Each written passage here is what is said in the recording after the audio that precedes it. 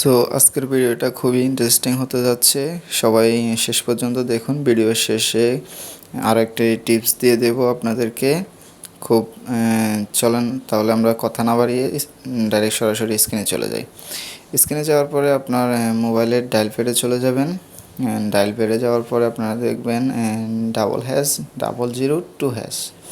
তো এটা লেখার সাথে সাথে জাস্ট আপনার যে সিমে কল দিবেন, তো ওই সিম মানে যে নাম্বারের সমস্যা, যে সিমে ওই সিমে ডাইরেক্ট কল দিয়ে দেবেন। দেখেন আমি কল দিচ্ছি, তো ওই সিমে কল দেওয়ার সাথে সাথে দেখেন কিছুক্ষণ সময় ওয়েট করবে।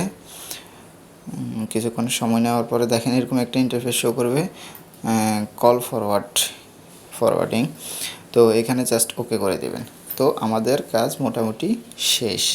তো আমি এটা কী জন্যে করলাম, এটা হচ্ছে আপনাকে কেউ কল দিচ্ছে, তো কল দেওয়ার সাথে সাথে হয়তো দেখা গেছে আপনার কল ওয়েটিং বলতেছে বা ব্যস্ত বলতেছে, অথবা দেখা যাচ্ছে কল যাচ্ছে না কাটা যাচ্ছে, অথবা অনেকের সমস্যা হতে পারে যে আপনাকে কল দিচ্ছে, কল আপনার কাছে আসতেছে না, অথচ অন্যজনের কাছে চলে যাচ্ছে, রাইট? তো সেই ক্ষেত্রে আমি এই কোডটা দেওয়ার সাথে সাথেই আমার এই যতগুলো সমস্যার ফেস করছি সবগুলো সমস্যা একটাই সমাধান।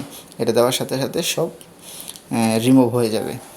সো এখন যে বললাম আমি যে আপনার কলটা অন্যজনের ফোনে চলে যাচ্ছে, তো নেক্সট আমি একটা ভিডিওতে এই বিষয় নিয়ে কথা বলবো যে আপনার কলটা অন্যজনের কাছে কীভাবে যায়, ঠিক আছে?